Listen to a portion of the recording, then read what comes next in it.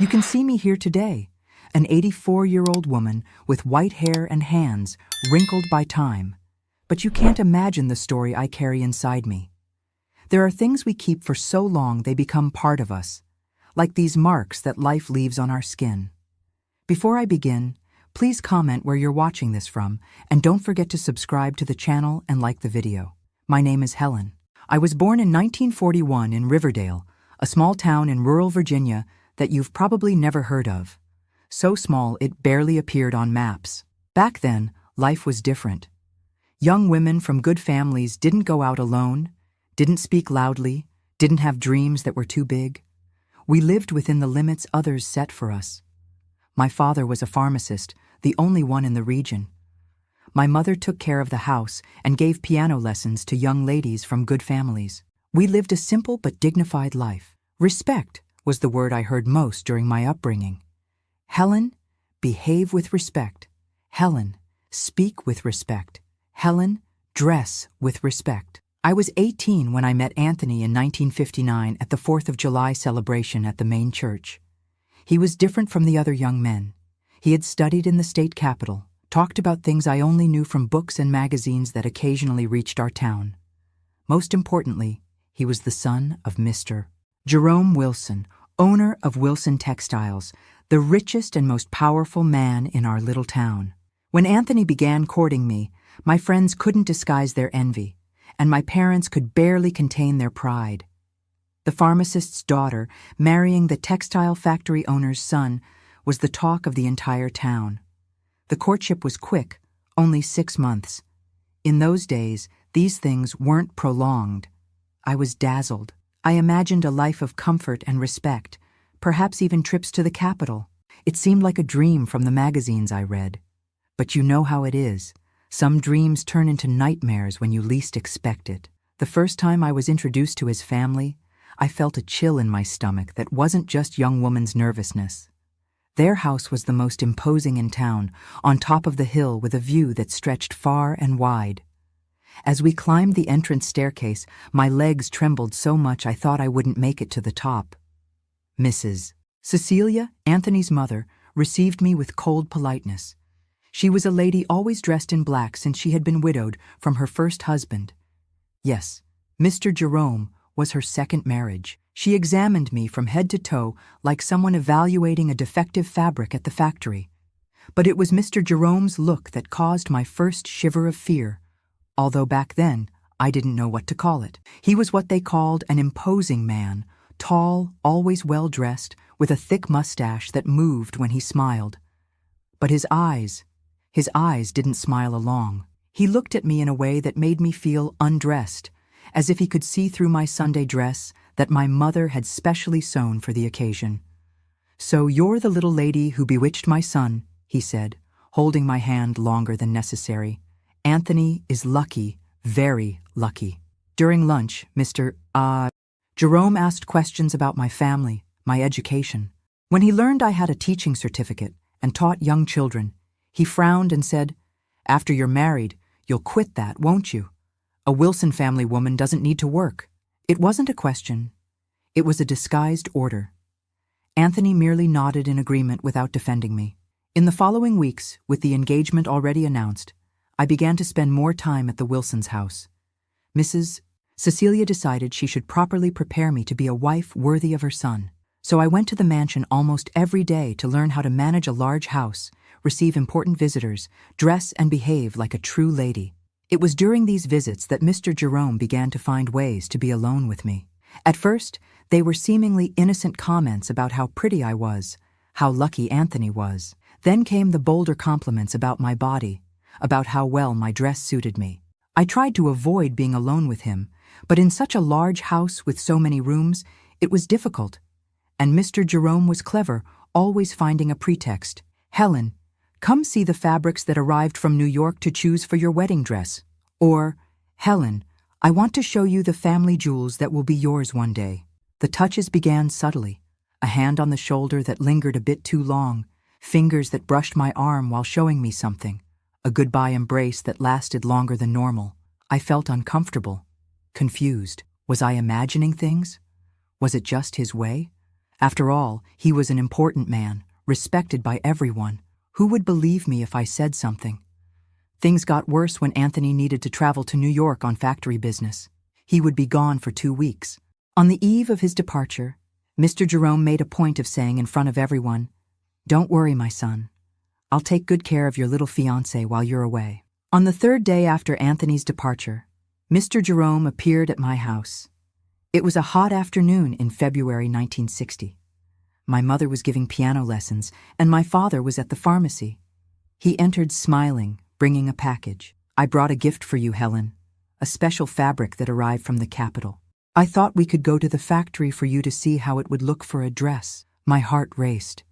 I didn't want to go, but how could I say no to my future father-in-law, to the most powerful man in town? My mother, upon returning and finding him in the living room, was so honored by the visit that she practically pushed me out the door with him. "How kind, Mr. Jerome. Helen, get ready quickly.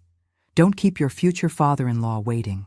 The drive to the factory was the longest of my life. In the car, he talked about business, about how the Wilson family had influence even in the state capital, about how lucky I was to be entering such an important family. When we arrived, I noticed the factory was practically empty. It was Sunday. Only a few security guards were around. He took me to the fine fabric warehouse at the back of the main building. "This is where we keep the special imported pieces that we don't show to just anyone." He locked the door behind us. My God, the sound of that key turning in the lock still echoes in my nightmares to this day. It was there that it happened for the first time. When I tried to scream, he covered my mouth with his hand and said words I burned into my memory. "Nobody will believe you. I'm Jerome Wilson. If you say anything, I'll end the wedding and your family's reputation. Your father will never sell another medicine in this town. Your mother will lose all her students. You'll have to leave here like dogs being driven away, and you'll be a rejected bride, a talked-about young woman. What future would you have?" When I returned home, I locked myself in my room and cried until I had no more tears. I felt dirty, humiliated, betrayed. I thought about telling my mother, but his words hammered in my head. He was right. Who would believe me against him? Who would risk confronting the powerful Jerome Wilson? I tried to avoid going to the Wilsons' house, inventing excuses. But how could I explain to my family, so proud of the approaching wedding? How could I tell Anthony that his father, the man he admired, was a monster? And what if he didn't believe me? What if he chose to side with his father? Anthony returned from his trip, bringing gifts for everyone. For me, a delicate pearl set that had belonged to his grandmother. "For you, our wedding gift," he said, hugging me. A hug that should have been comforting, but felt like chains. The weeks passed, wedding invitations being printed in the capital, the church being decorated, and me getting thinner and paler every day, smiling a smile that didn't reach my eyes. My mother attributed it to a bride's nervousness. "All brides get like this before the big day," she would say, adjusting my dress that needed to be taken in with each fitting. And Mr. Jerome continued to find moments to threaten me, to touch me, to remind me that I was in his hands. "After you marry my son, we'll find time to meet with more privacy," he would whisper when no one could hear. "After all, we'll be family, won't we?" The wedding took place in June 1960 at the main church. The entire town attended. I walked to the altar like someone walking to the gallows, hiding my despair behind the bridal veil. During the ceremony, I looked at Mr. Jerome in the front row, smiling like the proud father everyone thought he was, and I felt nauseous. We moved into a house that Mr. Jerome had built for us, not far from the main mansion, to keep the family united, he said. Anthony began working longer hours at the factory, taking on more responsibilities, and I was trapped in that beautiful house that was a prison to me, waiting each day for the moment when the door would open and Mr. Jerome would enter, using the key he kept for emergencies. Can you imagine what my days were like? The constant terror, the knot in my stomach, the startling at every noise at the door. I lived in a waking nightmare, not knowing how to escape, having no one to turn to. In those days, these things weren't spoken about, weren't reported. A woman who accused a powerful man would be destroyed along with her entire family. But I knew deep in my soul that this couldn't continue, that somehow, at some point, I would need to find the courage to break that cycle of abuse and silence. I just didn't know how or when that opportunity would come. In 1961, I discovered I was pregnant. For a brief moment, I thought this would change everything.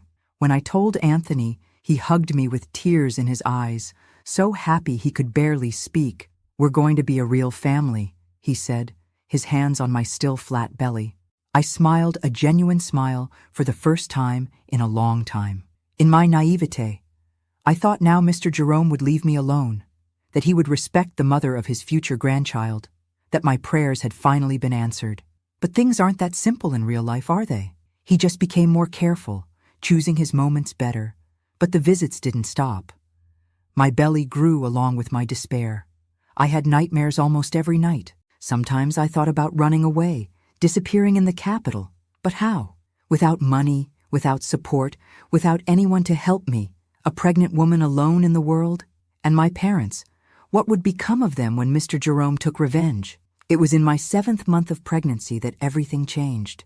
It was March 1962. There was a suffocating heat that day, the kind that makes clothes stick to the body, that makes everything harder, especially for a woman carrying a huge belly like I was. Anthony had traveled to finalize the purchase of new looms for the factory. The maid had gone out to shop at the market. I was alone at home, trying to rest a bit in the bedroom, when I heard the front door open. I immediately recognized the heavy steps climbing the staircase. I tried to get up. I wanted to lock the bedroom door, but my heavy body made me too slow. Before I could reach the lock, Mr. Jerome entered with that same smile that froze my blood. "I came to see how my little grandson is doing," he said, approaching the bed where I was sitting. I tried to back away, to protect my belly with my hands, as if I could hide the baby from him. "Please, not today," I begged. "I'm tired. The baby is restless." He ignored my words, as he always did. He sat on the edge of the bed and placed his hand on my belly. "It's going to be a boy, I'm sure.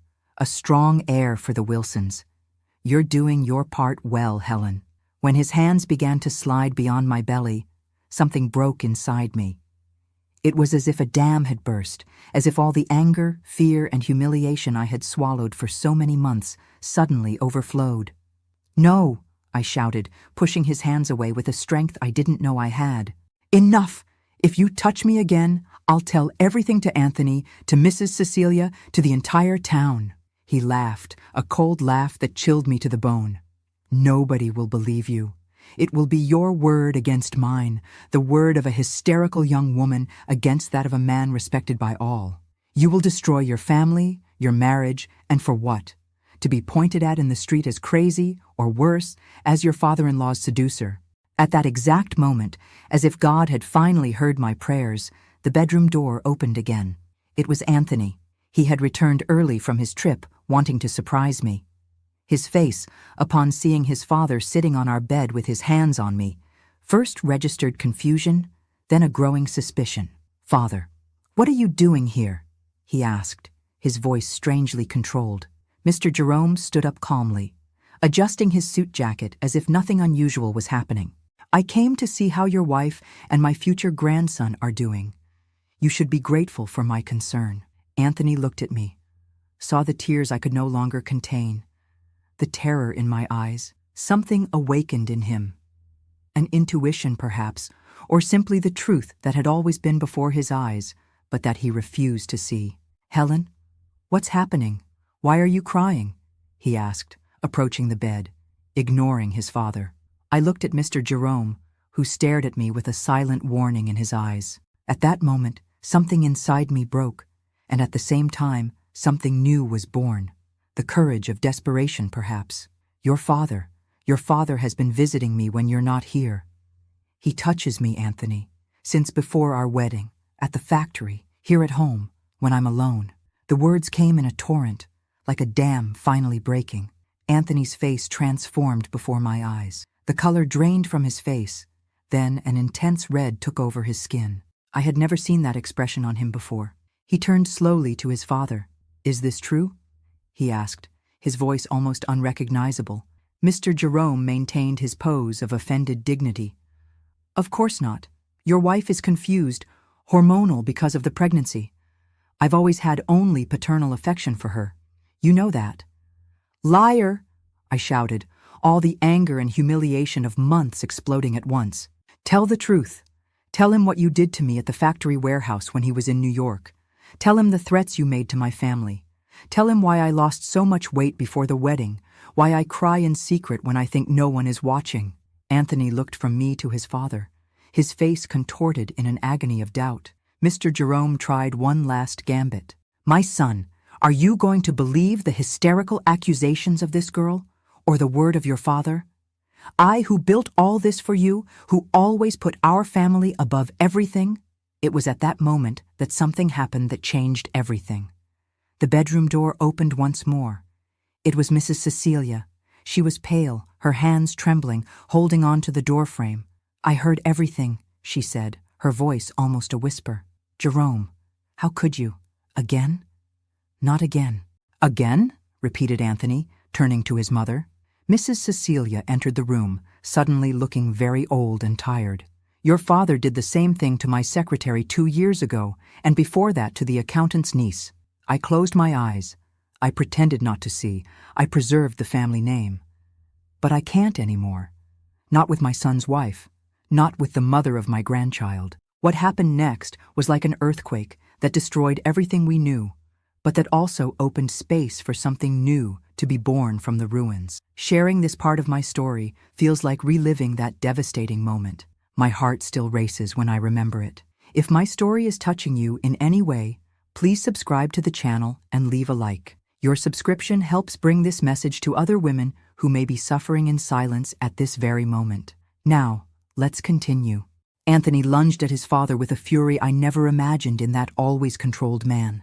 Mr. Jerome, surprised by the reaction of his always obedient son, didn't have time to defend himself. The two of them rolled across the bedroom floor while Mrs. Cecilia screamed for them to stop. I was paralyzed on the bed, fearing for the baby, fearing for Anthony, fearing for what would come after this moment of explosive truth. The fight was brutal. Furniture was knocked over, glass shattered. Anthony shouted words I had never heard him pronounce before. Accusations, curses against his own father. It was Mrs. Cecilia who finally managed to separate them, placing herself between the two. "Enough!" she shouted with an authority none of us knew she possessed. "Jerome, get out of this house now. You are no longer welcome here, nor anywhere my son and I will be." Mr. Jerome, with a bleeding lip and torn jacket, looked at all of us with hatred. "You'll regret this. Without me, without my money, without my name, what are you?" "Nothing." Anthony, still breathing heavily, stood up from the floor. "Get out of my house, out of my life. If I hear you've been near my wife again, I won't be responsible for my actions." When Mr. Jerome finally left, slamming the door hard, the silence that remained seemed too heavy to bear. Anthony came to the bed, knelt by my side, took my hands in his. "Why didn't you tell me before? All this time, you suffering alone." His tears fell on our joined hands. "I was afraid," I finally replied, freed to speak the truth. "Afraid you wouldn't believe me. Afraid of what he could do to my family. Afraid of losing everything." "Forgive me," he whispered, his head bowed. "I should have noticed. I should have protected you." Mrs. Cecilia approached too, sat on the other side of the bed. Her face, always so controlled, now showed all the pain and shame she carried. "The fault is mine too," she said. "I knew the kind of man he was, but I chose silence to preserve appearances, the family name. How many women suffered because of my silence? How many lives did he destroy while I looked the other way?" That March afternoon marked the beginning of something new. Still in the bedroom, with the shards of a broken lamp scattered across the floor, we made a pact, the three of us. No more silence, no more submission, no more fear. The next morning, Anthony left early. He went straight to the family lawyer, not to cover up the case as Mr. Jerome certainly expected, but to initiate legal proceedings. He wanted justice, wanted protection for me, and for other women his father might victimize. The entire town soon knew. In a small place like Riverdale, secrets of this magnitude couldn't be contained. There were those who didn't believe, who took Mr. Jerome's side, the great benefactor of the town. There were also those who finally found the courage to speak, other women who had gone through the same as I had. Mrs. Cecilia, who had always lived in her husband's shadow, revealed a strength that surprised everyone. She divorced Mr. Jerome, something almost unheard of for a woman of her position in those days. She gave up material comforts, social status, everything to stand by her son and daughter-in-law, everything to do what was right finally. The legal process was long and painful. In 1962, cases like mine rarely reached the courts, rarely were spoken about openly. We were involuntary pioneers in a fight that many women still wage today. In April of that same year, my daughter Marianne was born. When I held that perfect little being in my arms for the first time, I felt that all the suffering had been worth it if the final result was this perfect child in my arms. Anthony cried when he saw her, and at that moment I knew that despite everything, we had a chance to be a real family. Mr. Jerome's trial took place in October 1963. 5 women, including myself, testified against him. The social pressure was immense. We received threats, attempts at bribery. We were called liars, traitors, ungrateful, but we remained firm. Ironically, it was Mrs. Cecilia who provided the most compelling evidence against her ex-husband. Diaries she had kept for years, recording dates, names, incidents she had witnessed or learned about, but about which she had remained silent for a long time. "My silence made me complicit," she said before the judge. "I cannot undo the past, but I can help shape a future where men like Jerome Wilson cannot abuse their power with impunity." Mr. Jerome was sentenced to 5 years in prison. At the time, it seemed like a huge victory. Today, looking back, I know the sentence was too lenient for the damage he caused to so many lives.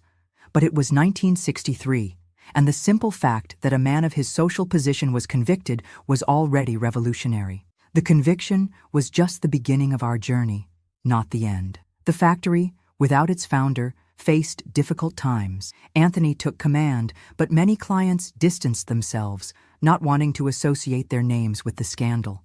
Employees were laid off, families faced hardships.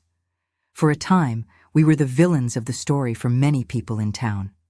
But we survived, and more than that, we began to rebuild our lives on more solid, more truthful foundations. Anthony and I had to relearn how to trust each other, to build a real marriage from the ruins of what we had before.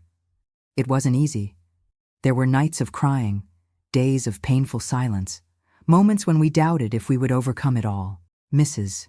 Cecilia moved into our house, becoming a present grandmother for Marianne and later for the other 2 children who came. She never remarried, dedicating the rest of her life to family and, surprisingly, to social activism.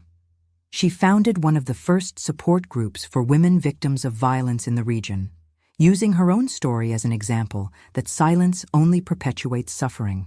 That confrontation in the bedroom that hot March afternoon was just the beginning of a long battle, a battle that would continue for years, that would change the course of our lives in ways we could never have predicted. But it was a battle we were finally fighting together, in the open, without more secrets or paralyzing fears. I was only 21 years old when all this happened, a girl practically forced to grow up in the most painful way possible, but also a woman discovering her own strength, her own voice after so long in silence. After the trial and conviction of Mr. Jerome, life in Riverdale became unbearable for us. People looked at us in the streets, whispered when we passed. Some supported us silently. Others treated us as if we had committed a crime. The factory was failing. Many suppliers cut relations with us. Clients canceled orders. The Wilson name, once synonymous with respect and power, had become poison. It was in May 1964, a few months after the military coup, that we made the most difficult decision of our lives. Anthony came home one night, more dejected than usual. The factory was about to close its doors definitively. That night, sitting at the kitchen table after the children, Marianne, already 2 years old, and Peter, our second child, only 6 months old, had gone to sleep, we decided it was time to start over elsewhere. We sold everything we could: the Wilson mansion where Mrs. Cecilia still lived, our house, the remaining factory equipment. We gathered what little money we got and left for Boston, the big city where we could be anonymous, where no one knew our story. We started from scratch. Anthony, who knew the textile industry well, got a job as a production manager at a factory in the eastern part of the city. It was nowhere near the status we had before. From owners to employees, from a mansion to a small 2-bedroom apartment in a working-class neighborhood. Mrs. Cecilia came with us. At 58, she had to adapt to a completely different life than she had always known. The first months in Boston were frightening. The constant noise, the rush, the impersonality of the big city. I, who had never worked during the marriage, first by Mr. Jerome's imposition, then because of the pregnancy and babies, had to find ways to contribute. I began sewing at home, taking advantage of the knowledge about fabrics I had acquired in previous years. In 1966, when Peter was already 2 years old, and Richard, our youngest, had just been born, I transformed the living room of our apartment into an improvised studio. I started doing small repairs, then simple dresses for the neighbors, until a client introduced me to the owner of a boutique downtown. It was my first big order, 10 dresses to be sold in her shop. Anthony helped me buy a used industrial sewing machine.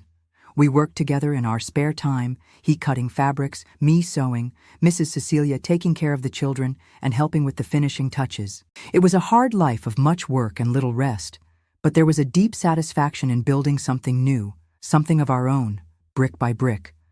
The whole time we lived in fear that our past would catch up with us. We used only Anthony's mother's maiden name, Smith, leaving Wilson behind. When we met new people, we created vague stories about our previous life. We're from rural Virginia, we would say without specifying more. We came looking for opportunities in the city. In 1968, I received a phone call that froze my blood. It was a former neighbor from Riverdale. "Helen, I thought you should know. Mr. Jerome was released. The sentence was reduced for good behavior." That night, I couldn't sleep. I lay looking at my 3 children sleeping. Marianne, 6 years old, Peter, 4, and Richard, 2, and felt a paralyzing fear. What if he found us? What if he tried to take revenge? What if he tried to hurt my children? Anthony tried to calm me. "We're in Boston, Helen, a huge city. He'll never find us here. And even if he tried, we're not that frightened family anymore. We're strong now. We're in this together." But the fear remained like a shadow always lurking. I began having frequent nightmares. I avoided going out alone. I constantly looked over my shoulder.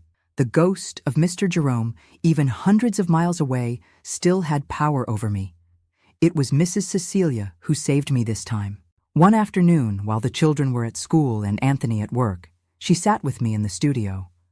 "Helen," she said, taking my hands in hers, "you can't let him continue to imprison you, even from a distance.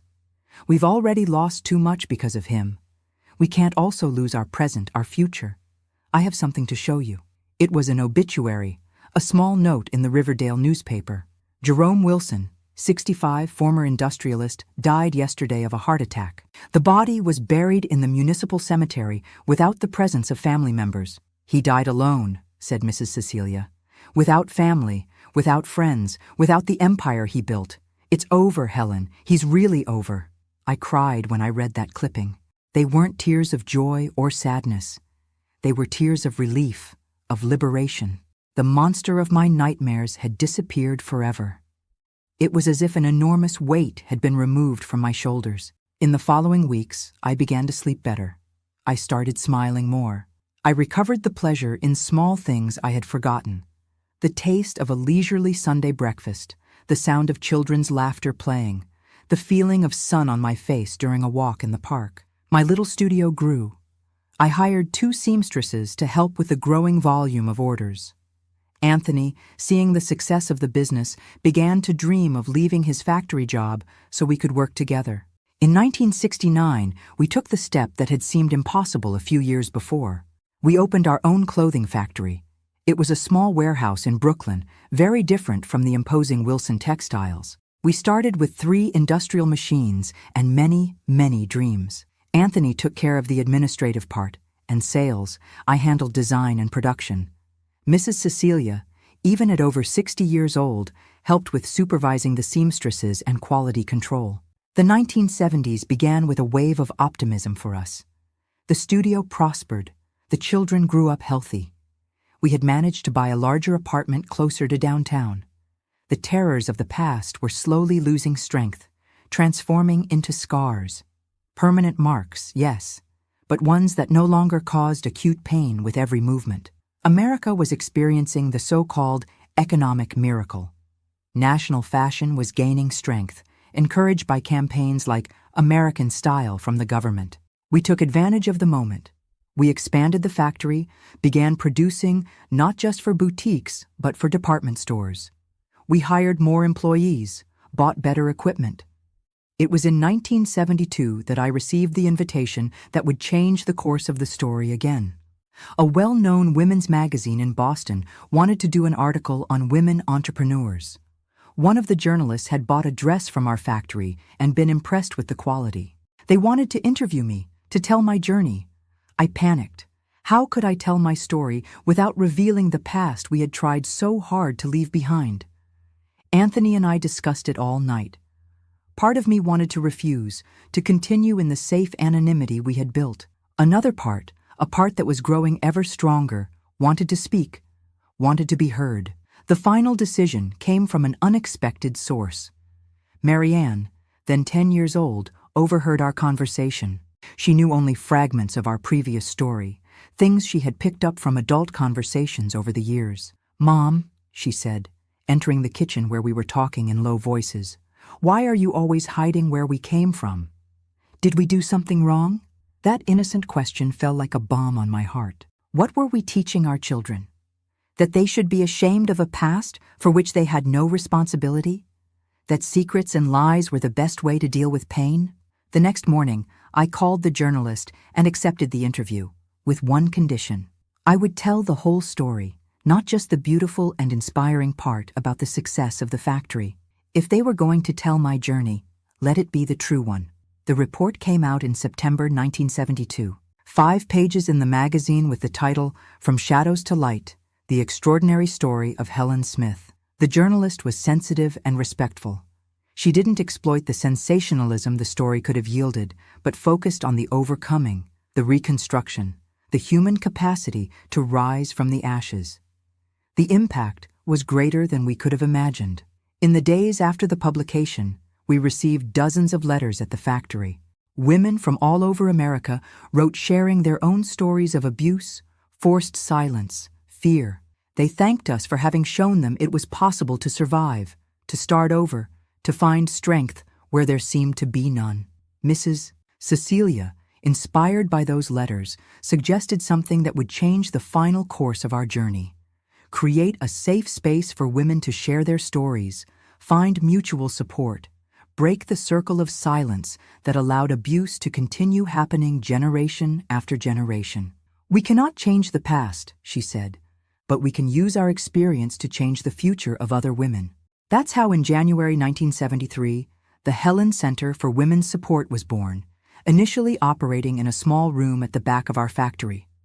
Once a week, on Wednesday evenings, women gathered there. At first, there were only 5 or 6. Soon, there were dozens. They shared stories, anguish, fears, but also hopes, plans, small and big victories. Even during the hardest years, when gatherings of any kind were viewed with suspicion, we continued. We disguised the meetings as sewing classes or craft courses. In a way, it was true. We were teaching each other how to re-stitch lives torn by violence, to sew new futures from the scraps of what remained. The following years were ones of growth in every sense. The factory prospered, reaching over 50 employees by 1975. The support center expanded to its own building in 1974, offering not just emotional support, but also legal assistance, professional courses, daycare for the children of women who needed to work. Marianne, our oldest daughter, grew up observing all of this. At 15, in 1977, she was already helping at the center, accompanying the children while their mothers participated in the meetings. Anthony, who initially had reservations about our public exposure, became a fierce defender of the cause. When questioned by other men, he didn't hesitate to say, "This isn't a women's issue, it's a humanity issue."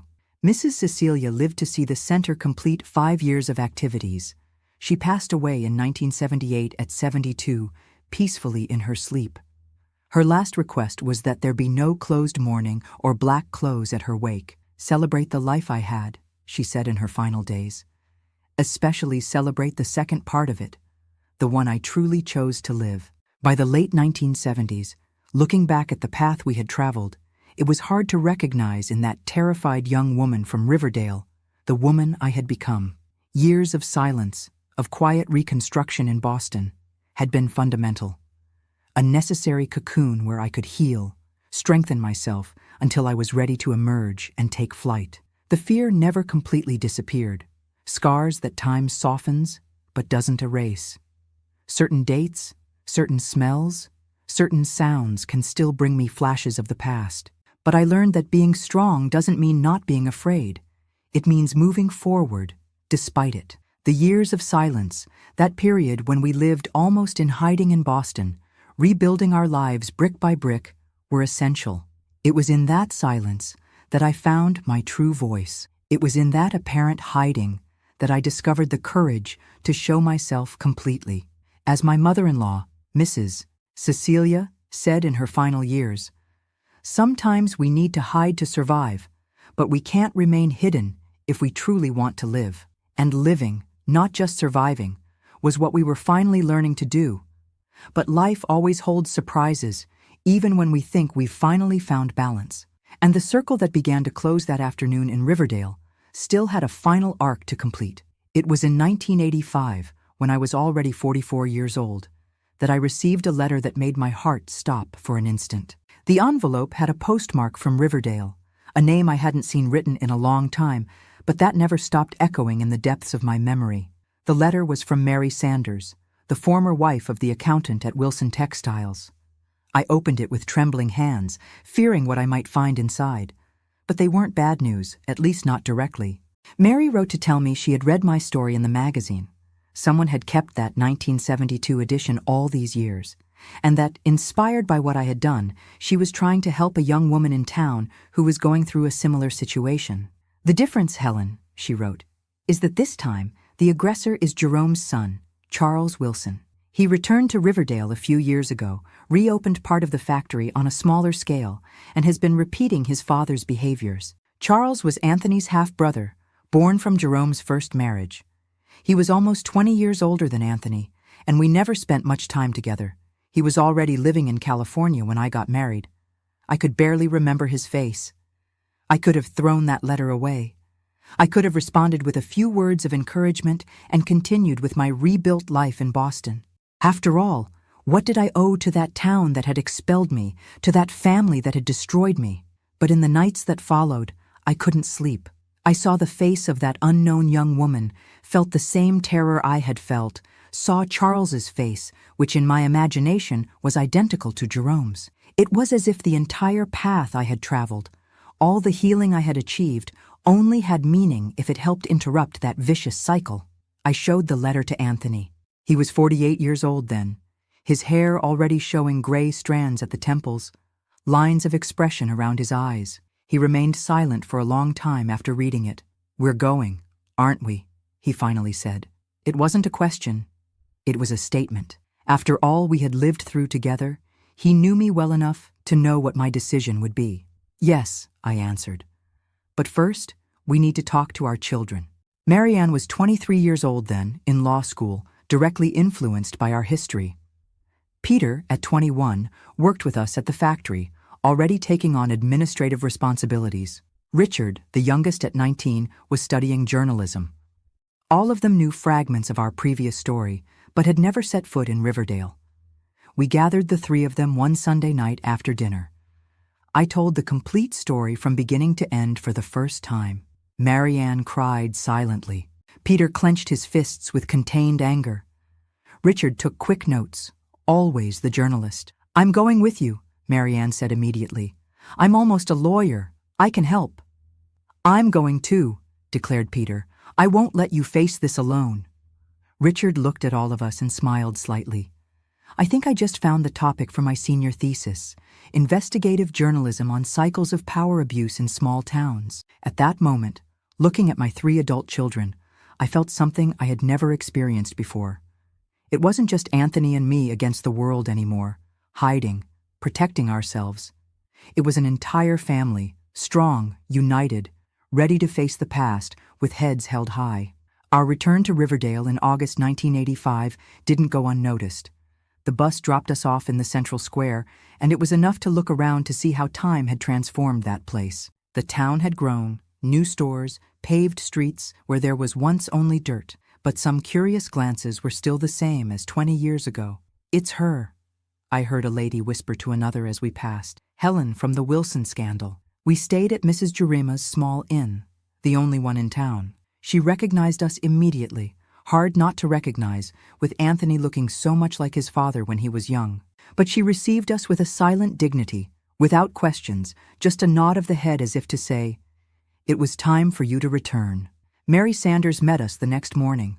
Time had not been kind to her, completely white hair, a face marked by deep wrinkles, a curved spine.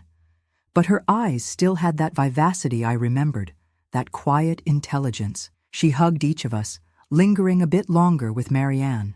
"You have your mother's eyes," she said. "The same brave eyes."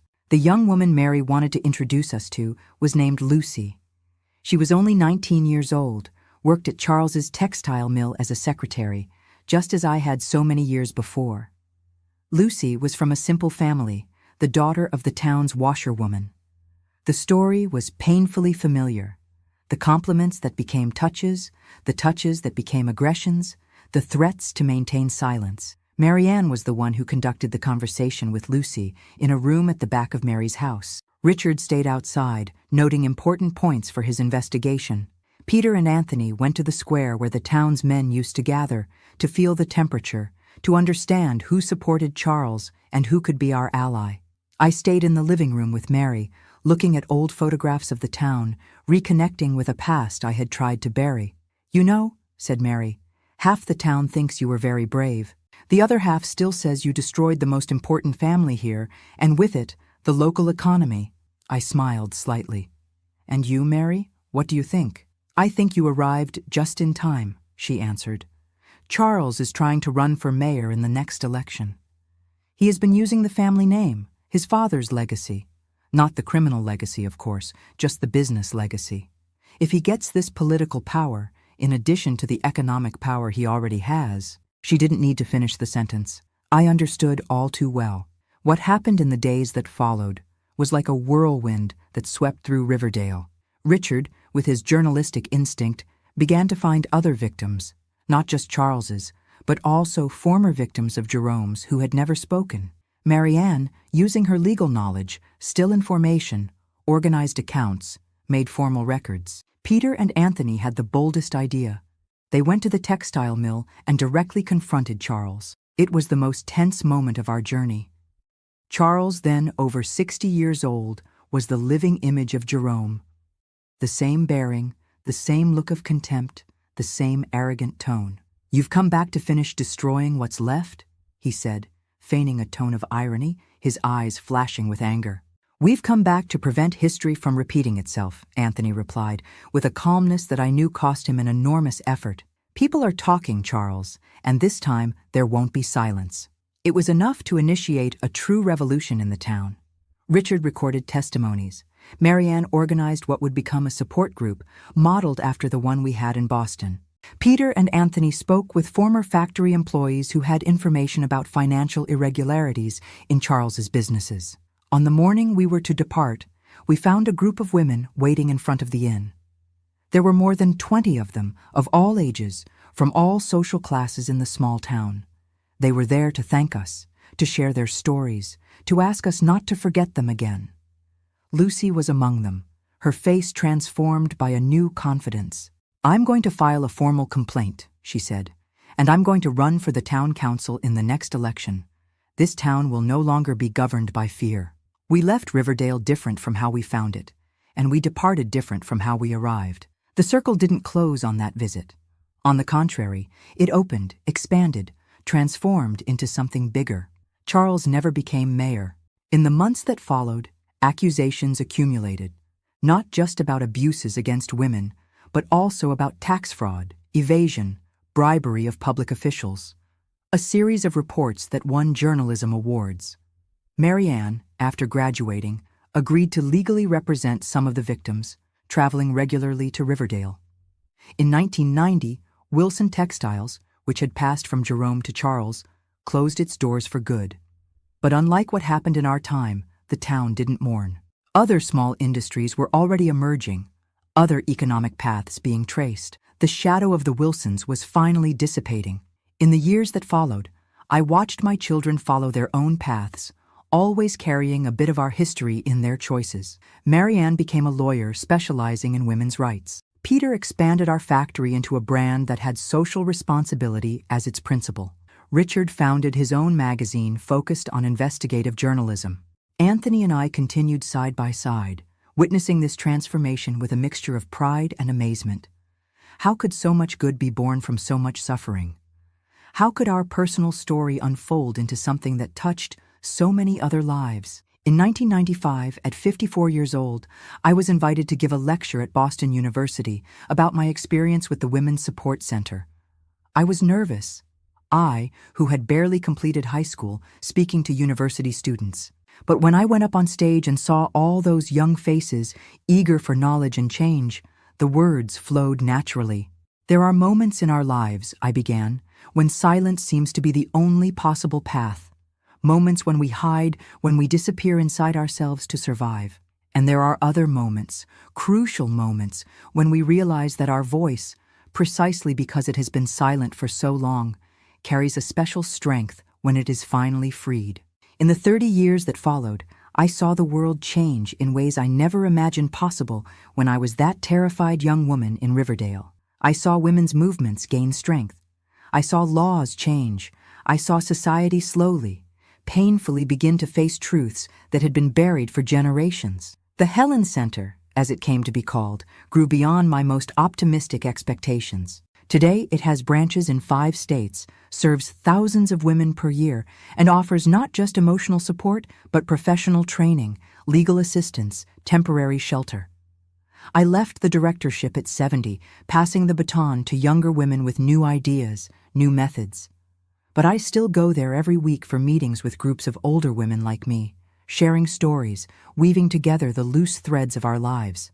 Anthony passed away 3 years ago, a fulminant cancer that took him in just a few months. In his final days, we talked a lot about our journey together, about how that frightened young couple from Riverdale had traveled such an improbable path. "You saved me," he said, holding my wrinkled hand. "You saved our family when you had the courage to speak the truth that afternoon." "We saved each other," I replied, knowing it was true. Today, at 84 years old, I look at my hands.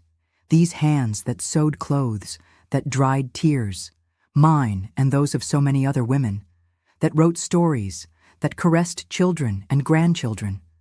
Hands that carry marks, just as my soul carries scars. Some ask me, "Mrs. Helen, after everything you went through, were you able to forgive?" It's a complex question. I don't have hatred in my heart. It would be too heavy a burden to carry for so many decades. But I also don't believe that forgiveness means forgetting or diminishing the gravity of what happened. What I did was transform that pain into something greater than itself. Like a fabric that tears and instead of being thrown away, is reworked into something new, something useful, something beautiful.